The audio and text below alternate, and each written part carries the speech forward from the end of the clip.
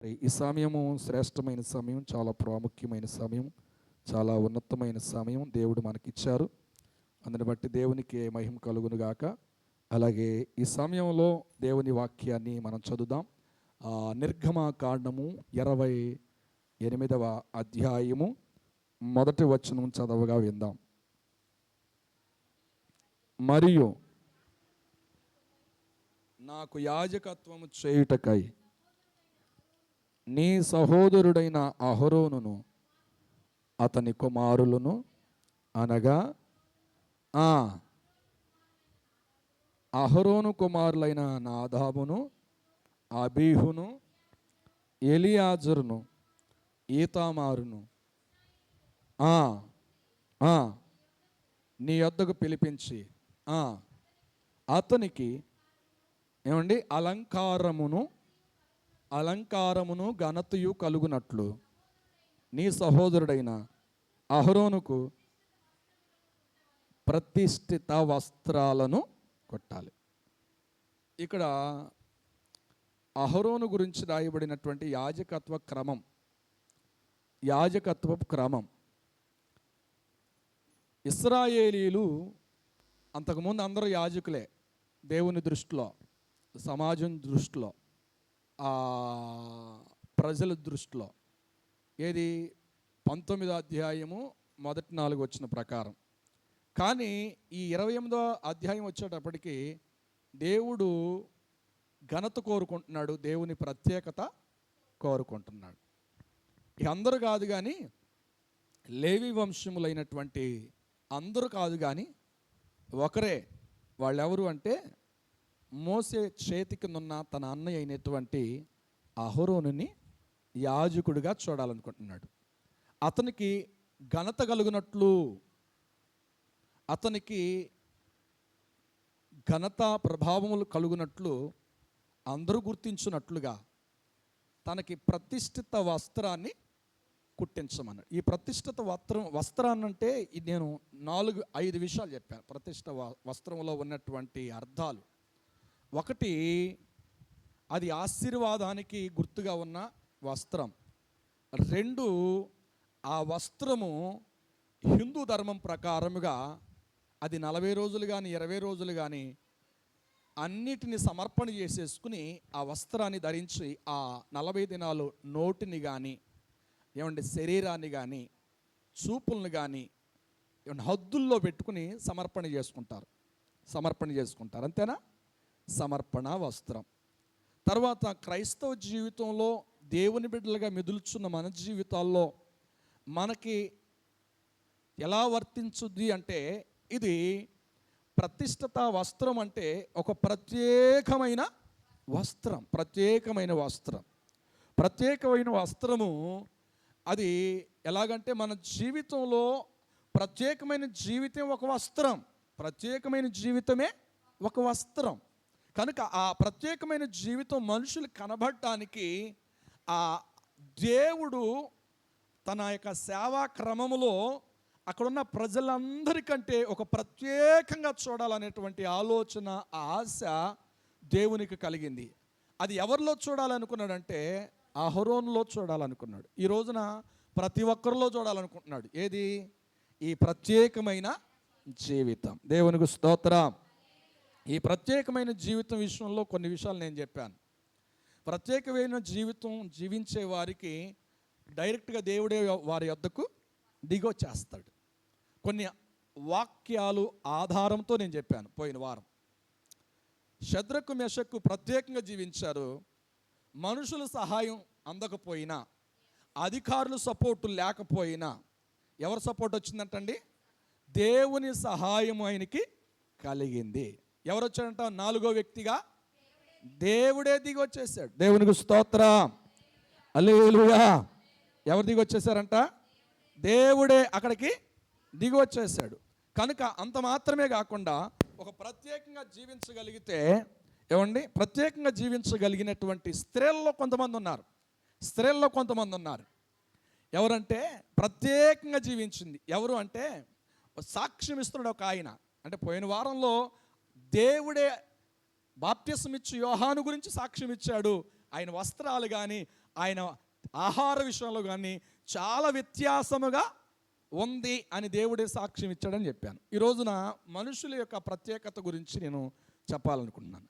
అయితే ఆ ప్రత్యేకత ఎవరు అంటే, రూత్ అనేటువంటి వ్యక్తి మోయాబు దేశంలో పుట్టి, మోయాబు దేశంలో పెరిగి, మోయాబు దేశంలో వివాహం చేసుకుని, ఆ మోయాబు దేశం నుండి ఆమె కన్నులు, ఆమె మనసు ఎక్కడుంది అంటే చెప్పండి, బెత్లెహేము దేశంలో ఉండాలి, దేవుని ప్రజలతో ఉండాలి, దేవుని మందిరంలో ఉండాలనేటువంటి ఆశ ఆమెకి కలిగింది. ఇది ప్రత్యేకతే కదండి. ఎన్నో సంపదలు ఉన్నాయి, ఎన్నో అధికారాలు ఉన్నాయి, ఎన్నో లాభసాధకమైనటువంటి ప్రతి కార్యక్రమంలో తొలతూగినటువంటి రూతు ఏదొద్దనుకుంటుందంటండి, అది వద్దనుకుని దేవుని ప్రజల కొరకు ప్రత్యేకంగా ఉండాలని, దేవుని ప్రజలు ఎలా ఉంటారో, దేవుని ప్రజలు ఎలాగా ప్రత్యేకంగా ఉంటారో ఆ ప్రత్యేకత కావాలని కోరుకుని అన్నిటిని వదులుకొని వచ్చేసింది. బోయజ్ గారు అంటాడు, ఆమె గురించి ఒక సాక్ష్యం ఇస్తాడు. అమ్మా, ఇప్పుడు మునుపున్నటువంటి సాక్ష్యము కంటే, మునుపున్నటువంటి జీవితం కంటే ఇప్పుడున్న జీవితం చాలా చాలా గొప్పగా ఉంది అని అంటాడు. దేవునికి స్తోత్రం. మునుపున్న జీవితం కంటే చాలా శ్రేష్టంగా ఉంది అంటాడు. దేవునికి స్తోత్రం. అంత శ్రేష్టంగా ఉంది కాబట్టి, అంత ప్రాముఖ్యంగా ఉంది కాబట్టి, అంత వ్యత్యాసంగా ఉంది కాబట్టి, అంత ప్రత్యేకంగా ఉంది కాబట్టి, ఏమండి, ఇద్దరు స్త్రీలు వారికంటే గొప్పగా పనిచేసినటువంటి స్త్రీలు అంతకు ముందే ఉన్నారు. శారమ్మ గారే కానీ, రెబకా అమ్మగారే కానీ, ఇంకా చాలామంది ఉన్నారు బైబిల్లో. దేవునికి స్తోత్రం. దెబోరా గారే కానీ, నయోమి గారే కానీ, ఇంకా చాలామంది ఉన్నారు. అహరోను యొక్క తల్లి కానీ చాలామంది ఉన్నారు. కానీ వాళ్ళందరి పేరు రాయబడాల అధ్యాయాల్లో. ఎవరి పేరు రాయబడింది తెలుసా? ప్రత్యేకంగా ఉన్నారు కాబట్టి రూతు గ్రంథం అని రాయబడింది, ఎస్తేరు గ్రంథం అని. ఎందుకు అంతగా దేవుడు ఉన్నత స్థితిలోనికి వారిని తీసుకెళ్లారు అంటే, వారిలో ప్రత్యేకమైన జీవితం. మనుషులకి అది సామాన్యంగా కనపడవచ్చు, కానీ వారి ప్రత్యేకమైన జీవితం ఏమండి యేసుక్రీస్తు వంశావళిలోనికే వెళ్ళిపోయింది. దేవునికి స్తోత్రం. నేనంటున్నాను, ఈ రోజున మనం ఆత్మీయ జీవితంలో మనం ప్రత్యేకంగా జీవిస్తే అంతకంటే ప్రాముఖ్యమైనటువంటి ఒక గొప్ప ఆశీర్వాదాన్ని దేవుడు ఇవ్వక మానడు. దేవునికి స్తోత్రం. హల్లెలూయా, హల్లెలూయా. ప్రత్యేకంగా ఉండేవారు ఏమంటే మనుషుల కొరకు భయపడరండి. ప్రత్యేకంగా జీవించే వారికి సమాజం అంటే భయము ఉండదండి. ఎందుకంటే నేను ముందే చెప్పేశా, శద్రకు, మేషకు, దానియేలు కానీ. దేవునికి స్తోత్రం. కానీ మరలా చెప్తున్నాను, దేవుడు ఇంకా మనకు తెలియకపోతే కొన్నిసార్లు దేవుడి యొక్క దర్శనము ద్వారా, దేవుని స్వరము ద్వారా, దేవుని వాక్యము ద్వారా ప్రత్యేకత గురించి దేవుడు మాట్లాడుతూ వస్తాడు. దేవునికి స్తోత్రం. అదే మనకి అనుకూలంగా మనం అన్వయించుకోవాలి వాక్యాన్ని. అర్థమవుతుందండి? ఇంకా లోతుగా మాట్లాడుతున్నప్పుడు మనకి కొన్నిసార్లు అర్థం కానప్పుడు, కొన్నిసార్లు దర్శన రూపంగా, కొన్నిసార్లు స్వరంగా, కొన్నిసార్లు పరిస్థితులను బట్టి ప్రభు మనతో మాట్లాడుతాడు, మనం ఎలా ఉండాలి ప్రత్యేకంగా అనేది. దేవునికి స్తోత్రం. హల్లెలూయా. న్యాయాధిపతులు చదువుదాం, 13వ అధ్యాయము 3, 4, 5 వచనాలు. న్యాయాధిపతులు 13వ అధ్యాయము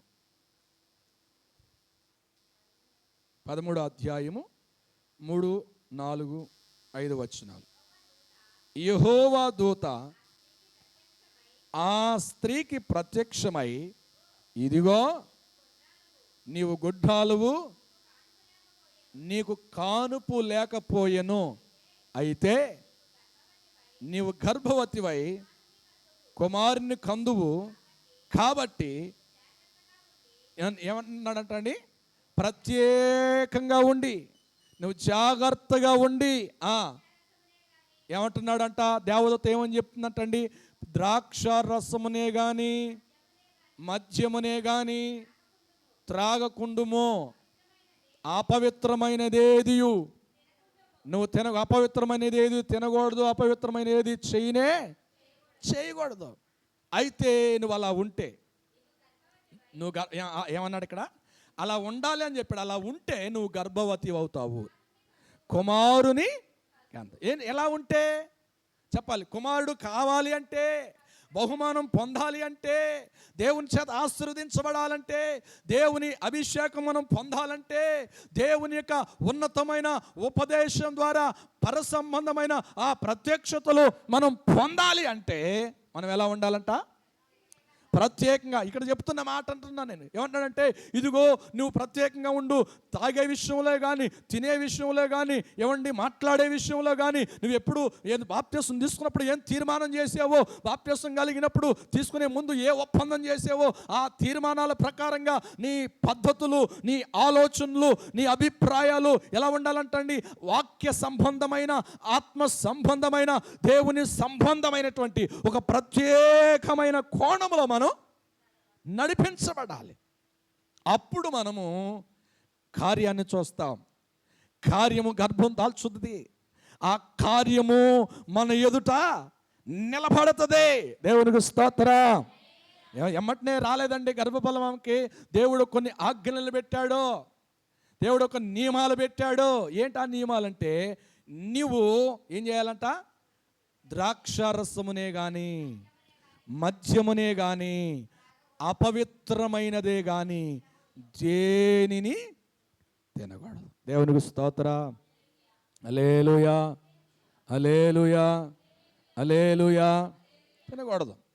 అయితే ఈ మాట తన భర్తకు చెప్పింది. అయ్యా, మొన్నటి దినాన దేవుని దూత వచ్చిందయ్యా. ఎలా చెప్పిందంటే, ఆయన అంటాడు నాతో కూడా మాట్లాడాలంటాడు. ఈ 14వ వచనంలోకి వెళితే ఆయనతో కూడా మాట్లాడద్ది. చదువుదాం 14వ వచనం. ఏది?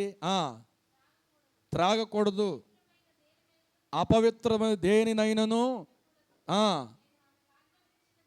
ఏది? ఎవరికి ఆజ్ఞాపించాడు ఈ మాట? మానోహ భార్య అయినటువంటి ఆ స్త్రీకి చెప్పాడు. అదే మాట, అదే మాట ఇప్పుడు ఎవరితో చెప్తున్నాడు? తన మానోహ అనేటువంటి ఆ స్త్రీ భర్తతో సేమ్ అదే మాట. దేవుడు ఎన్నిసార్లు మాట్లాడినా మాట మార్చడండి. దేవుడు ఎన్నిసార్లు మాట్లాడినా అదే మాట మాట్లాడతాడు. మనమైతే మాట తప్పేస్తాం. దేవునికి స్తోత్రం.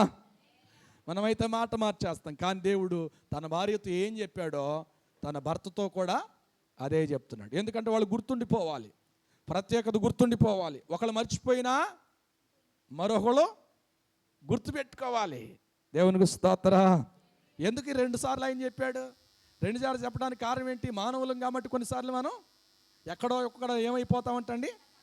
లోభి అయిపోతాం, దాన్ని లోబడిపోతాం. అందుకని దేవుడు ఇక్కడ భార్యకి చెప్పినటువంటి దూతే భర్తకు కూడా చెప్తుంది. అయితే వీళ్ళు ఏమంటారంటే, అయ్యా నీ పేరేంటని అడుగుతారు. ఏందో మొదట ఆమె అడుగుద్ది, నీ పేరేంటయ్యా అంటే, ఏమండి ఏమని చెప్తాడు? నా పేరు నీకెందుకు అంటాడు దోత. తర్వాత వీళ్ళు అంటారు, ఇంకా కొంచెం క్లోజ్ అయిపోయిన తర్వాత, ఇంకా క్లోజ్ అయిపోతే మా ఇంటికాడ నువ్వు అన్నం తినాలంటారు. దేవునికి స్తోత్రం. నువ్వు సిద్ధపరిచినటువంటి భోజనం నేను తినను. దేవునికి స్తోత్రం.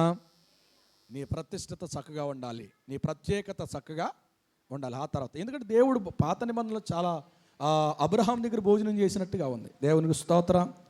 దూతలుగా వెళ్ళి భోజనం చేశాడు. దేవునికి స్తోత్రం. హల్లెలూయా, హల్లెలూయా. అపవిత్రమైన స్థలాలకి, అపవిత్రమైనటువంటి ప్రదేశాలకి వెళ్ళినా అది పాపముగా పరిగణించబడుతుంది. దేవునికి స్తోత్రం. అపవిత్రమైన జీవితంగా మార్చబడద్ది. ఎందుకు ఈ మాట చెప్తున్నానంటే, యెషయా గ్రంథం 52:11 వచనాన్ని చదివితే అక్కడ చక్కటి మాట రాస్తాడు పెద్ద ప్రవక్త. చదువుదాం. యెషయా గ్రంథం 52:11 త్వరగా.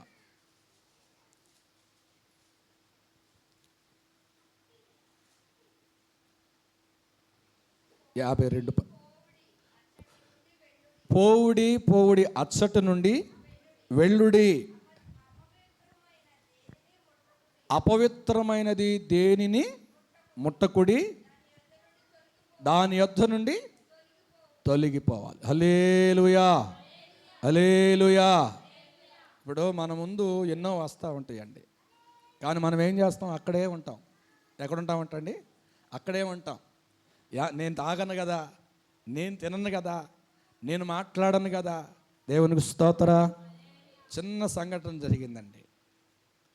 3 ఫ్రెండ్స్ ఆల్రెడీ వాళ్ళు డ్రగ్స్కి అలవాటు పడిపోయారు. ఒక బండి తీసుకున్నారు. బండి తీసుకుని వచ్చి ఫోన్ చేశారంట, పలానా చోటకి రమ్మని. ఆ మూడో వ్యక్తి వచ్చాడు. ఈలోపు ఎవరో ఇన్ఫర్మేషన్ ఇచ్చారు పోలీసులకి. ఆ ఇద్దరు వ్యక్తులు ముందు వచ్చారు కదా, పలానా చోట ఉన్నానని చెప్పేసి మూడో వ్యక్తి ఫోన్ చేశారు కదా. ఆ మూడో వ్యక్తి వచ్చేలోపు వీళ్ళు ఇద్దరు బైక్ దగ్గర ఉన్నారు, గంజాయి పట్టుకుని కూర్చున్నారు. కూర్చునేటప్పటికి ఇలా పోలీసులకి ఎవరో సమాచారం ఇస్తే ఆ మూడో వ్యక్తి ఆ బండి దగ్గరికి వచ్చాడు. ఇద్దరు వ్యక్తులు ఆ బండిని విడిచి వెళ్ళిపోయారు. అసలు ఆయనకేం తెలియదు. పారిపోతున్నారు పోలీసులు, వాళ్ళని తరిమారు, వాళ్ళు దొరకలేదు. ఈయన దొరికాడు. దొరికితే బండిని చూస్తే చెక్ చేస్తే దాని నిండా ఏముందంటండి, గంజాయి ఉంది. ఇప్పుడు నేను కాదంటే ఒప్పుకుంటారా? నేను లేనయ్యా అంటే ఒప్పుకుంటారా?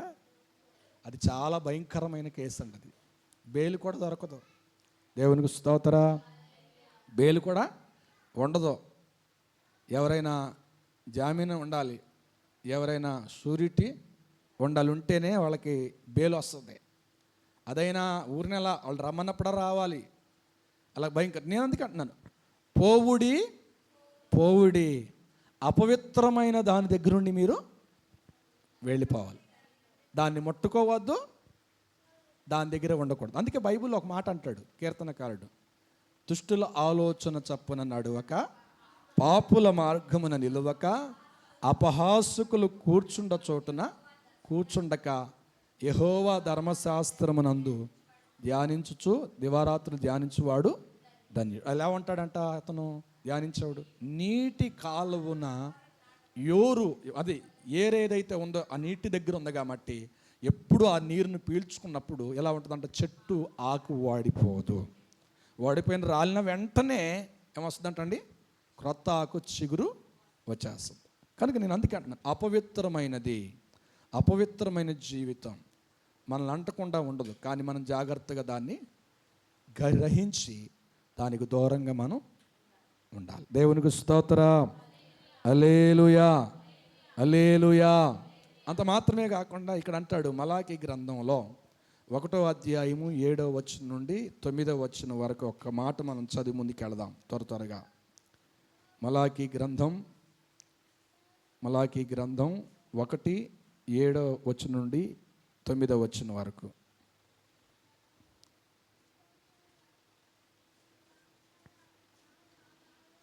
చదవాలి. 1వ అధ్యాయం మలాకి గ్రంథం 7వ వచనం నుండి 9వ వచనం వరకు. నా బలిపీఠం మీద అపవిత్రమైన భోజనమును మీరు అర్పించుచు, ఏమి చేసి దేవా నిన్ను అపవిత్ర పరిచితిమి మీరందరూ యెహోవా భోజన బల్లను నీచపరుచుట చేతనే కదా కుర్టి దానిని తీసుకుని బలి అర్పించిన ఎడల అది దోషము కాదా? కుంటి దానినైనను రోమము గలదానినైనను అర్పించిన ఎడల అది దోషము కాదా?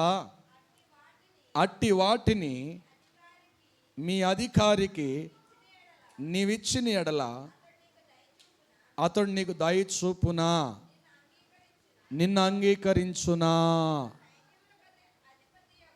సైన్యములకు అధిపతియగు ఆమేన్. హల్లెలూయా, హల్లెలూయా. మీ తల పైకి ఎత్తండి. ఇక్కడ ఏమంటున్నాడంట, గురిడ్డి దాన్నో కురింటి దాన్నో బలహీనంగా ఉన్నదాన్నో తీసుకొచ్చి దేవుని సన్నిధికి అర్పిస్తే దాన్ని పక్కన పెట్టండి అంటున్నాడు దేవుడు. మీరు డ్యూటీ చేస్తున్నారు అనుకోండి, ఒక కంపెనీలో వర్క్ చేస్తున్నాం అనుకోండి, ఆ వర్క్ చేస్తూ ఉండగా ఆయన మనల్ని ప్రేమిస్తున్నాడు అనుకోండి, ఆయన అంటే మనకి ఇష్టం అనుకోండి, చక్కగా న్యాయబద్ధంగా ఉన్నాడని నేను అనుకుని, అయ్యా మీరు మా దగ్గర ఇది ఉన్నాయి సాధు జంతువులు, దీన్ని మీ కూరకు ఉపయోగించుకుని గుడ్డిదాన్ని తీసుకెళ్ళి ఇచ్చామనుకోండి, ఒప్పుకుంటాడా? సరే, బలహీనంగా ఉన్నదాన్ని చాలా మేకలు ఉన్నాయి, మేకపోతులు. దానిలో ఏదో రోగం పడింది ఉందనుకోండి, అయ్యా మీరంటే ఇష్టము, ఇది మీరు కోసుకు తినండి అని బలహీనం తీసుకెళ్ళి ఇస్తే ఆయన ఒప్పుకుంటాడా? నాకు ఇవ్వకపోతే ఎవరు పోయినట్టు ఉండాలి, కానీ బలహీనమైంది నాకు ఇస్తావా అని అంటాడా అనడా? నీ ఉద్యోగంలో నుండి తీసేస్తా అంటాడా అనడా? ఇది అన్నీ బాగానే ఉన్నాయి కానీ మంచి వాటిని వదిలిపెట్టి గుడ్డిదాన్ని తీసుకొచ్చి నాకు ఇస్తావా? నేను ఎలా కనపడుతున్నాను? నేను అసలు నేను తీసుకురామన్నానా? తీసుకొచ్చింది నువ్వే, తీసుకొచ్చేదేదో మంచిదే తీసుకురా అని అంటాడా అనడా? అరే ఆయన అంగీకరిస్తే నేను అంగీకరిస్తా అంటున్నాడు ఆయన. అపవిత్రమైంది కాదా అని అంటున్నాడు. దేవునికి స్తోత్రం, హల్లెలూయా, హల్లెలూయా. ఈ విషయంలో మనం ఏం చేస్తామంటే ప్రప్రథముగా దేవుడికి ఇవ్వాల్సినటువంటి ప్రాముఖ్యతను ఇవ్వకుండా, ఏమండి, అన్నీ అయిపోయిన తర్వాత, అన్ని చేతులు జారిపోయిన తర్వాత చివరికి మనం ఎవరిని పట్టుకుంటాం? దేవుణ్ణి పట్టుకుంటాం. ఇది బలహీనమైనది కాదంటారా? దేవునికి స్తోత్రం, హల్లెలూయా. ఏమండి, కన్ను మిన్ను కానకుండా మనం మాట్లాడేసిన తర్వాత, దేవుడు ఆ నోటిని బంధించేసిన తర్వాత, బలహీనత తీసుకొచ్చేసిన తర్వాత, ఆ మోగ నోరుతో వచ్చి ప్రభువా నాకు నోరిస్తే ప్రార్థన చేస్తానయ్యా అంటే ఎప్పుడు అపవిత్రత అంతా చోటు చేసేసుకున్న తర్వాత, ఏమండి, అంత అయిపోయిన తర్వాత, అంత బిగబట్టేసిన తర్వాత, నోరు అయిపోయిన తర్వాత ఇప్పుడు కావాలంటే ఎలా వస్తుంది? దేవునికి స్తోత్రం, హల్లెలూయా. ముందుగానే అపవిత్ర నిన్ను చేరనీయకుండా, అపవిత్రతలో నువ్వు వెళ్లకుండా ఉండి ప్రభుని నువ్వు గణపరచగలిగితే, బలిపీఠం ఎవరు? మనమే. ఆ బలిపీఠం అని మన జీవితంలో ఏముండకూడదంటండి? అపవిత్రమైన జీవితం చోటు చేసుకోకుండా కాపాడుకోవాలి. దేవునికి స్తోత్రం, హల్లెలూయా. అది ప్రత్యేకమైన జీవితం, అదే ప్రత్యేకమైన జీవితం. ఆ ప్రత్యేకమైన జీవితం గలవారిని దేవుడు ఖచ్చితంగా ఆశీర్వదిస్తాడు. దేవునికి స్తోత్రం, హల్లెలూయా. ఒక మాట చెప్పమంటారా? దానియేలు గ్రంథం 1వ అధ్యాయంలో ఒక మాట, దానియేలు అంటున్న మాట మీకు గుర్తు చేస్తా ఈ పూట. చదువుదా, దానియేలు గ్రంథం 1వ అధ్యాయము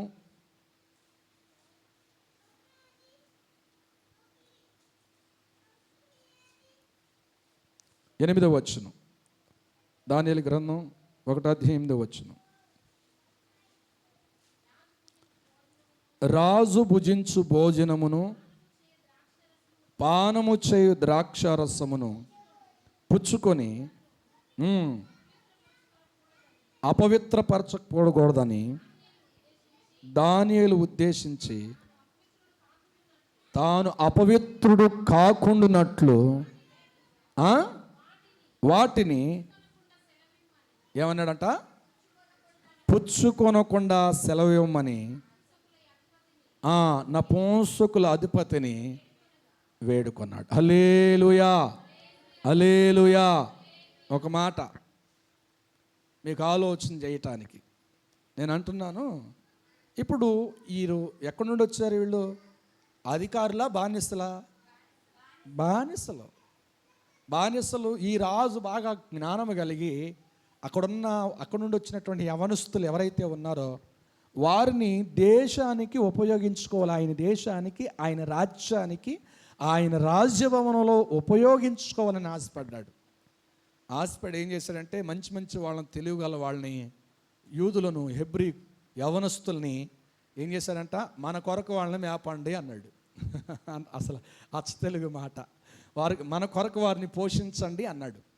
మనం ఏదైతే మన రాజభవనానికి సంబంధించిన వీరులకు వండి పెడతామో, రాజు పుత్రులు తినే ఆహారాలు, రాజు తినే ఆహారం ఏదైతే ఉంటుందో అదే ఆహారం వారికి పెట్టాలి.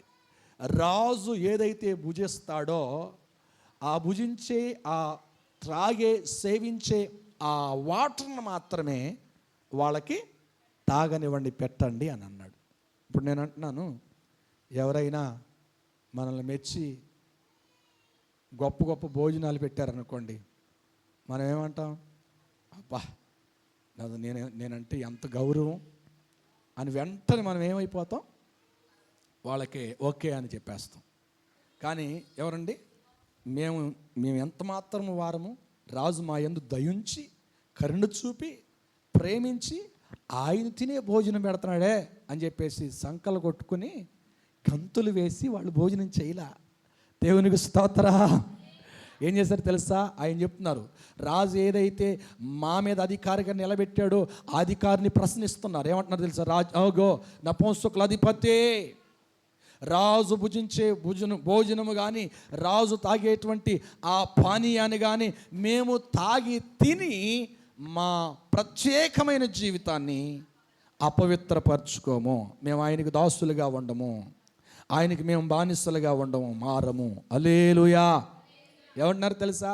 ఇదిగో దీని వలన ఏమండి, ఇప్పుడు తిన్నారనుకోండి, చేశారనుకోండి, ఇప్పుడు ఎవరికి బానిసలు? ఎవరికి బానిసలు? ఆ దేశానికి బానిసలు. ఆ దేశాన్ని ఏలుతున్నటువంటి ఆ రాజుకి బానిసలే. నువ్వు దేనికైతే అపవిత్రతకి లోబడిపోయావో, అపవిత్రమైన దాన్ని సేవించావో, అపవిత్రమైన దాన్ని మనం తీసుకున్నామో దానికి బానిసలం. దేవునికి కాదో, దేవునికి కాదంటండి.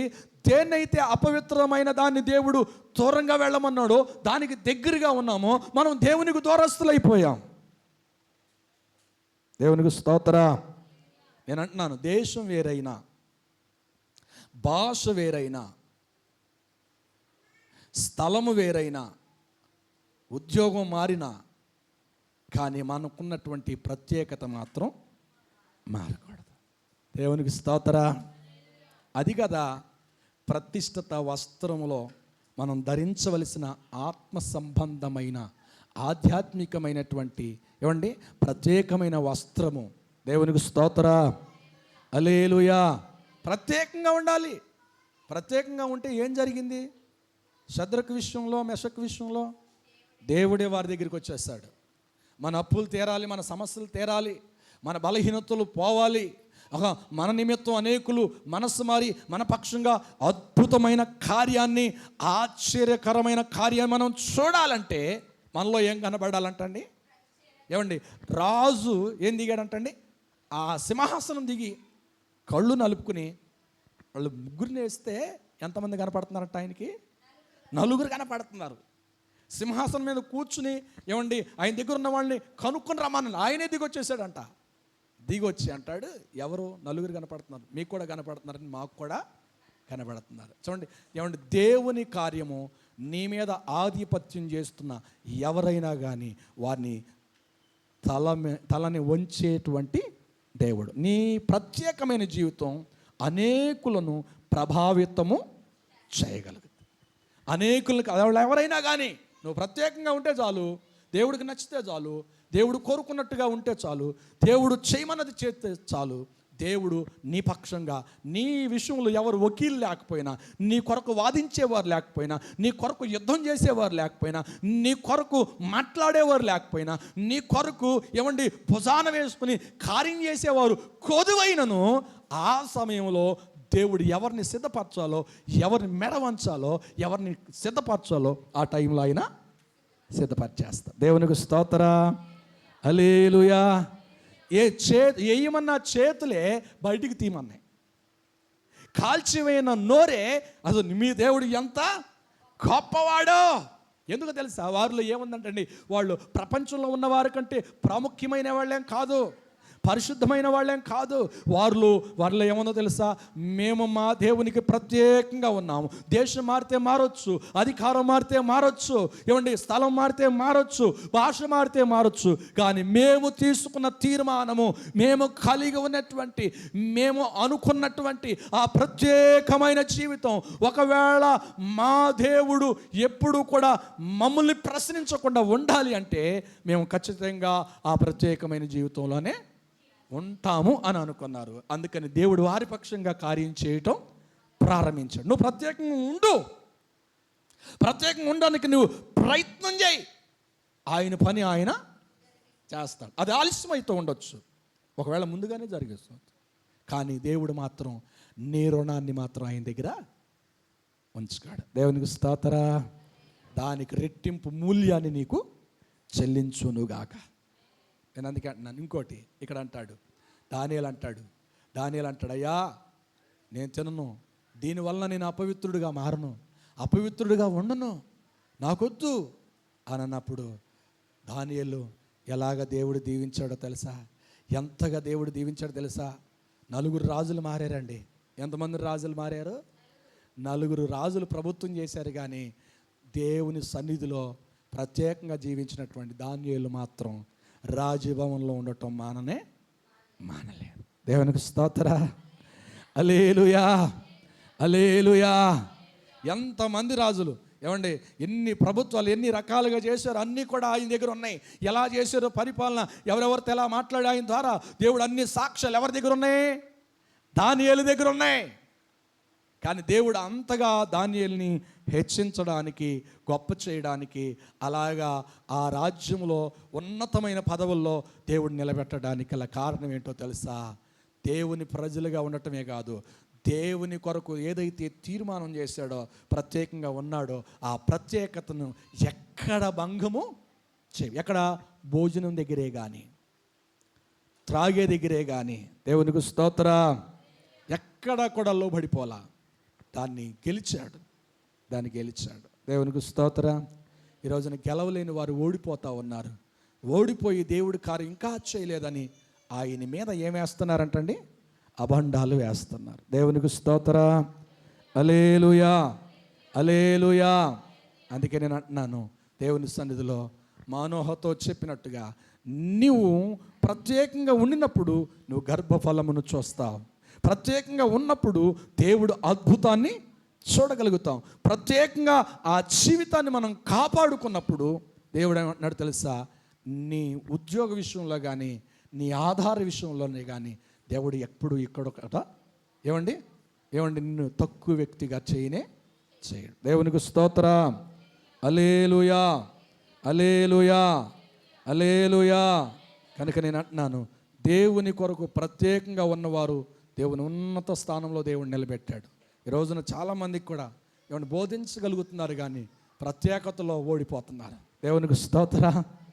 ప్రార్థన చేస్తున్నారు, కానీ ప్రత్యేకతలో ఆ ప్రత్యేకమైన జీవితంలో కట్టబడటానికి నిలబడలేకపోతున్నారు. ఈ రోజున కూలిపోవడానికి, సంఘాలు కూలిపోవడానికి, కుటుంబాలు కూలిపోవడానికి, దేవుని నుండి దూరం అవడానికి కారణం ఏమిటో తెలుసా?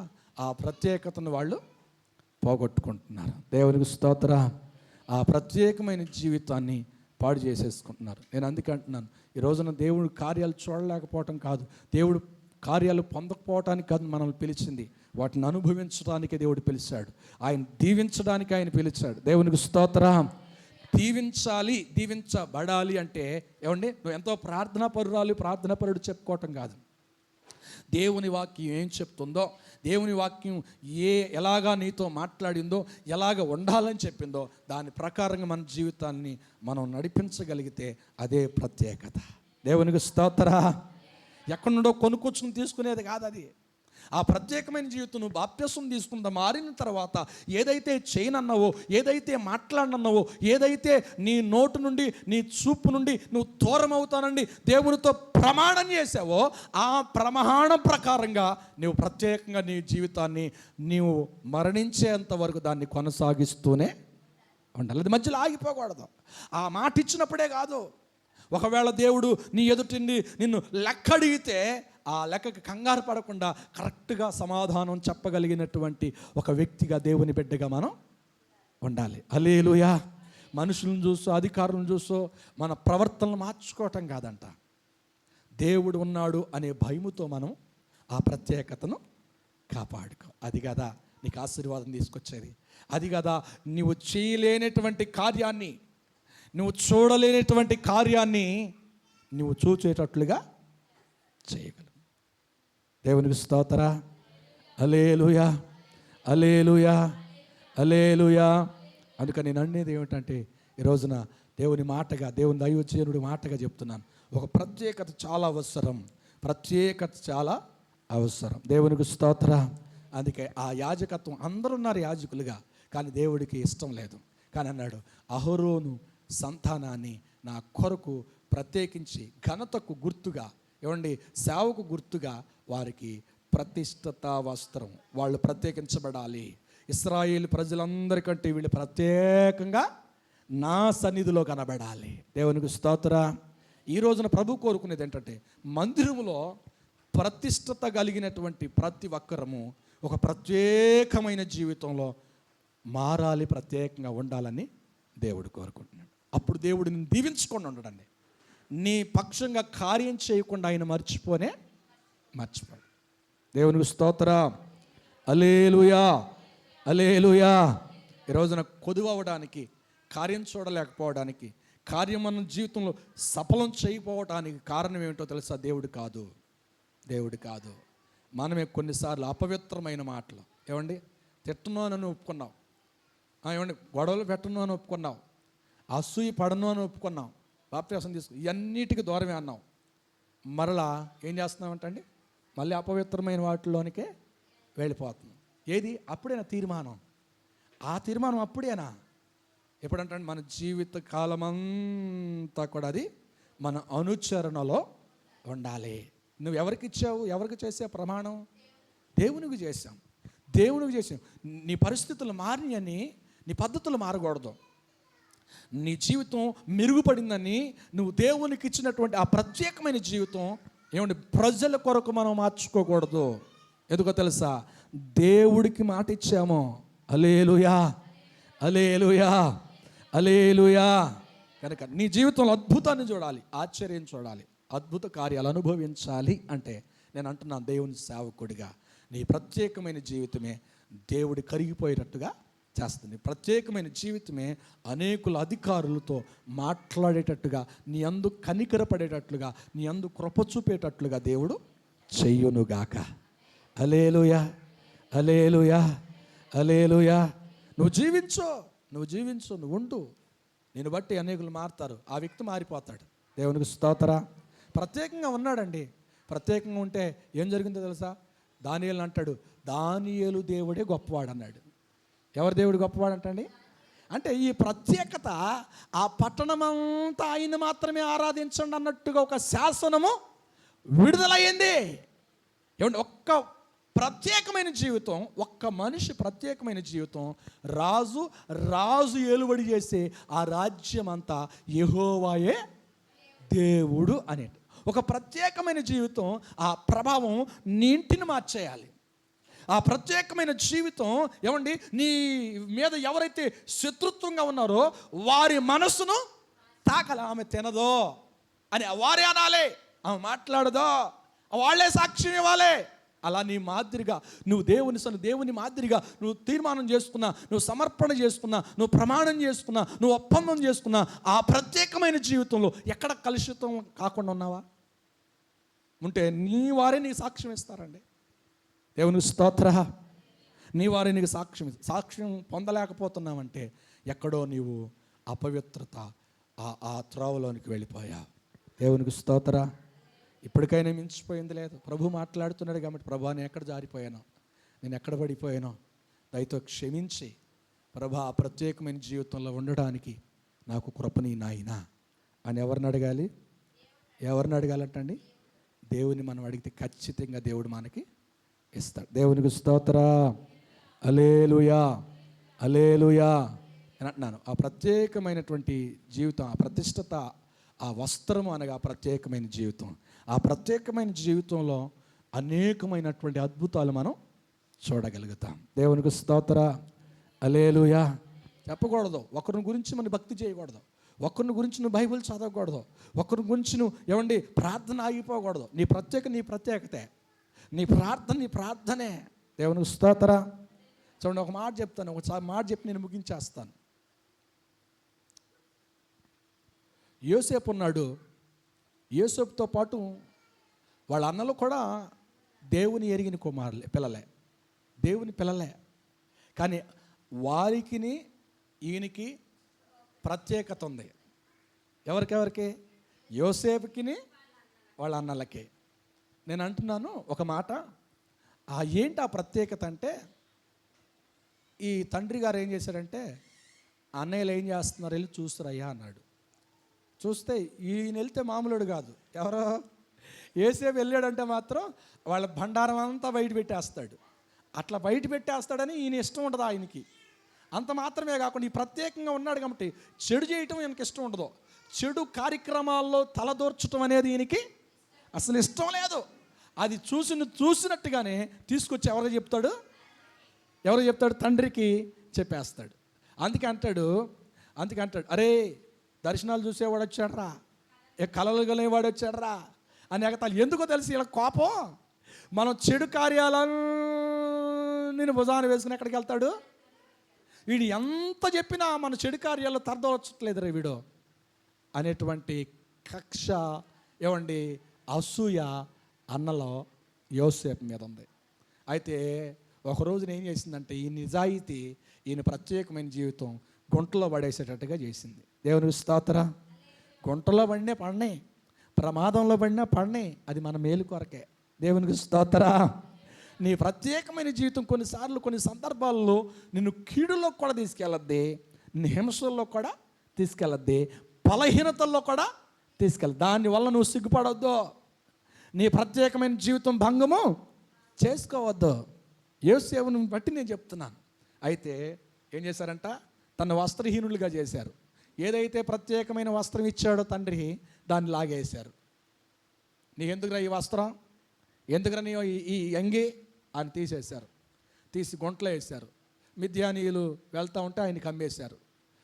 ఎంతండి, కొన్ని ఎండి నాణాలకి అమ్మేశారు. ఆయన తీసుకుని వెళ్ళిపోయారు. ఎవరంటండి అమ్మ వేయబడిన వ్యక్తిగా వెళ్ళిపోయాడు. వెళ్ళిపోయిన తర్వాత ఆ పోతిపరు, రాజు ఇంట్లో పనిచేసే పోతిపరు ఇంట్లో పనిచేయడానికి వెళ్ళాడు. ఆ పని చేయడానికి వెళితే అక్కడ తన ప్రత్యేకమైన జీవితాన్ని పాటు చేసుకోలేదండి. అక్కడ ఒక ఆమె కన్ను వేసింది, అపవాసి స్త్రీ రూపంలో వచ్చింది. ఎవరిని పడేయడానికి? అన్నల రూపంలోనేమో గుంటలాగా వచ్చింది తన ప్రత్యేకతను పాడు చేయటానికి. అక్కడ ఐగుప్తు దేశంలో తన యవన జీవితంలో ఇప్పుడు ప్రాయంలోకి వస్తుండగా ఆ యవన జీవితంలో ఆ ప్రత్యేకమైన జీవితాన్ని భంగం చేయడానికి స్త్రీ రూపంలో దర్శనమైంది.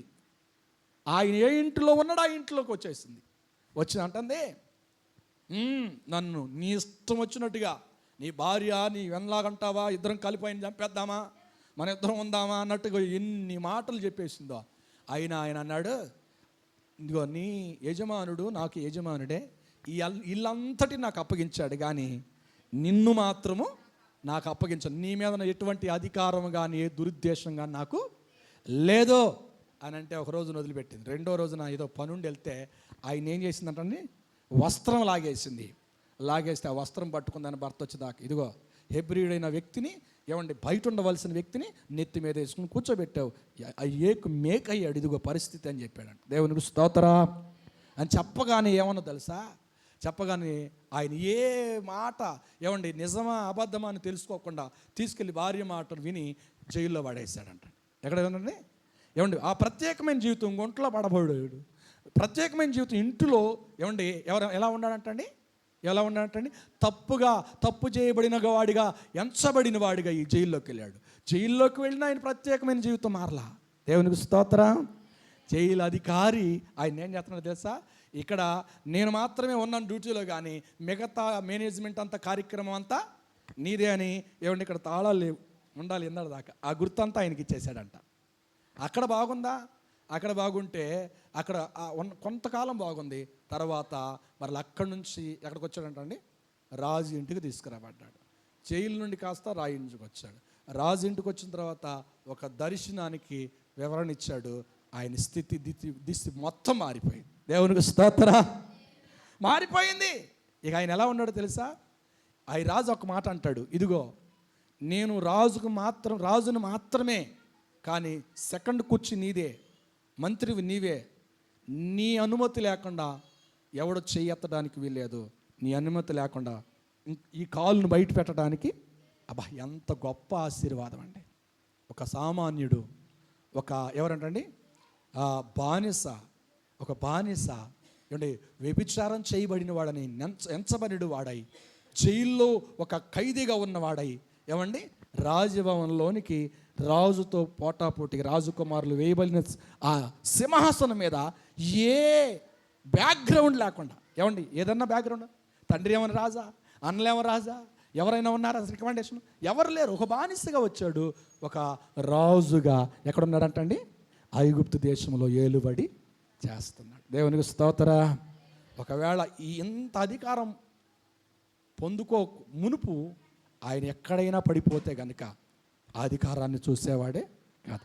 అన్నలతో పాటు కలిసిపోతే, అపవిత్రమైన వారితో వాళ్ళ అపవిత్రమైన కార్యాలు కలిసిపోతే అంత స్థితికి ఆయన వచ్చేవాడు కాదు. అపవిత్రమైంది ఇంకోటి ఎవరు చూడనటువంటి ఆ అపవిత్రమైన కార్యంలో ఏమండి పాలి భాగస్తుడైతే, ఏది పోతీఫర్ ఇంట్లో, ఈ కార్యాన్ని చూసేవాడు కాదు. అంత మాత్రమే కాకుండా దేవుని సన్నిధిలో ఏమండి ఆ రాజభవన్లో ఎందుకు నేను అన్యాయం ఏం చేశానని మదన పడుతూ తన జీవితాన్ని వెళ్ళబుచ్చితే కనుక అక్కడి నుంచి ఆ శరసాల నుండి బయటకు వచ్చేవాడే కాదు. నేను న్యాయంగా ఉన్నాను, దేవుడికి ప్రత్యేకంగా ఉన్నాను, నేను దేవుని సన్నిధిలో నా దేవుడికి తెలుసో అని అలాగే ప్రార్థన చేస్తున్నాడు. ఎందుకు చెప్తున్నా ఈ మాట అంటే, అక్కడ దర్శనములు ఇద్దరు కలలుగా అన్నారంట. ఆ కలలకి అర్థం చెప్పింది ఎవరు అంటే, ఆ కలలకి అర్థం చెప్పగలిగిన టాలెంట్ ఇంకా మిగిలి ఉందంటే ఆయన జీవితంలో ఏమున్నట్టు?